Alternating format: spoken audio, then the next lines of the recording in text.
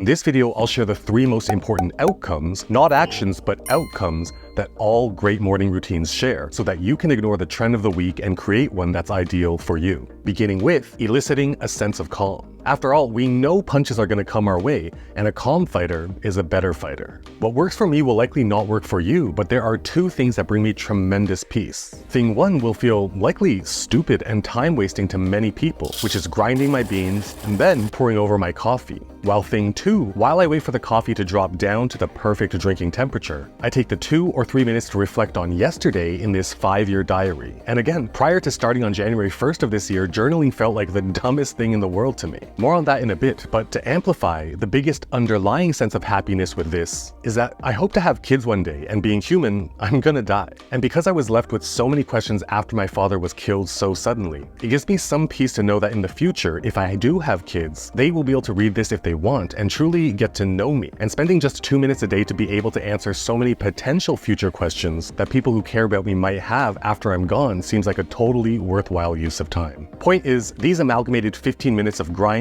brewing, writing, and sipping something I find delicious is extremely calming, which enables me to continue on to addressing the second thing that every great morning routine has in common, which is to start the day feeling net positive. What I mean is, this is net neutral.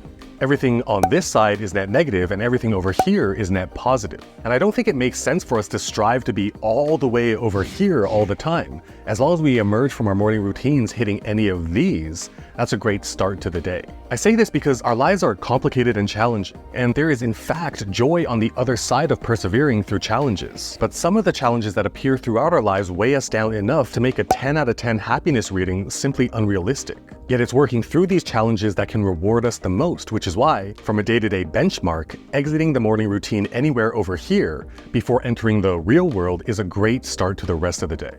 I found that the best way for us to achieve this net positive feeling is actually by being selfish, specifically within the 4 core buckets that drive all of our lives: health, money, relationships, and fulfillment.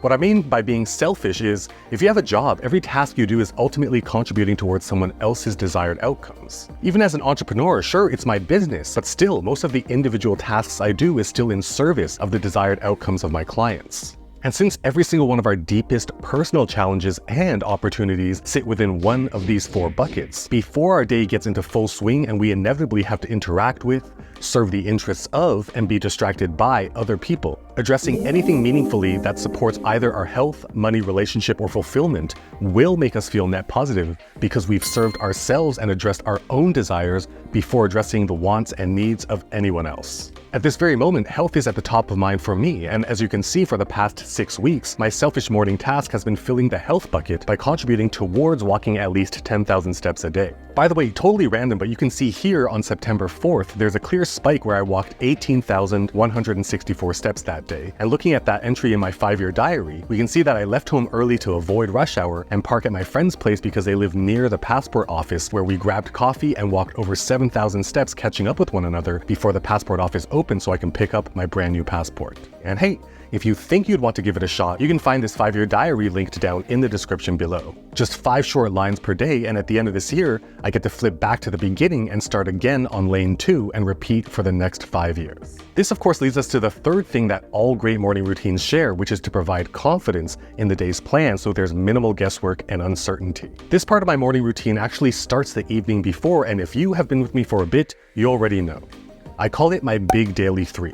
The moment I finish work every evening, I crack open my notebook and jot down tomorrow's big daily 3. The 3 things that must get done by end of day tomorrow, come hell or high water. You see, my to-do list used to be monstrosities of 10, even 20 items, until I realized that every single day I felt so busy doing things, but not actually getting anything done. Throughout each day, clients, team members, friends, family, like we said earlier, inevitably there will be punches that come in the form of random tasks that we need to react to. But the big daily 3 are now non-negotiables, which ensures that I move the needle meaningfully every day, maintaining focus and clarity on the most impactful 3 tasks to not just do, but conclusively get done. You don't need a fancy Traveler's Company notebook for this. And in fact, if you're not already a notebook weirdo like me, this would probably just end up sitting somewhere collecting dust. However, I do conclusively know that there's value in physically writing stuff down, and one of the most effective ways I can think of is to use either a sticky note or blank business cards like these ones so they can fit in your pocket or wallet.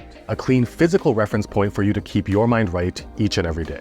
And so to close out my morning routine, I review my big daily 3 before I officially start the rest of my day. Now, it would be presumptuous for me to assume that the individual tasks and components of my morning routine, coffee, notebooks, walking, are right for anyone other than me. But I think that the 3 net outcomes do make sense for everyone. To be able to finish your morning routine and emerge from it being 1, calm, 2, feeling net positive, and 3, confident in the day's plan to execute against. So I welcome you to consider these 3 outcomes and ask yourself what would deliver them for you. What would make you calm? It's grinding and pouring over coffee and journaling for me, but for you, maybe it's literally playing a cathartic round of Super Smash Bros. When it comes to feeling net positive, I genuinely believe that selfishly addressing a meaningful challenge or opportunity in the 4 core life buckets of health, money, relationships, and fulfillment is the most sure-shot way to starting the day positively. Maybe the money bucket is most meaningful to you now. And so spending even just 5 minutes to refine a side hustle idea or building a list of potential future customers to share your product or service with is most selfishly impactful for you now. On the opposite side of that money coin,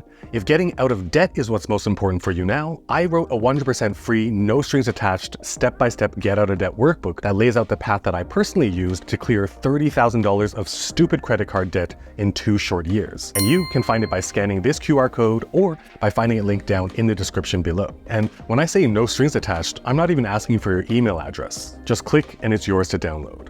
I guess we can say that through these 3 outcomes, this video has just been me sharing my morning routine and the reasoning behind it all. But if you want a bit more insight into a full day through the lens of the 76 physical things I actually use every single day, you will definitely want to watch this video right over here.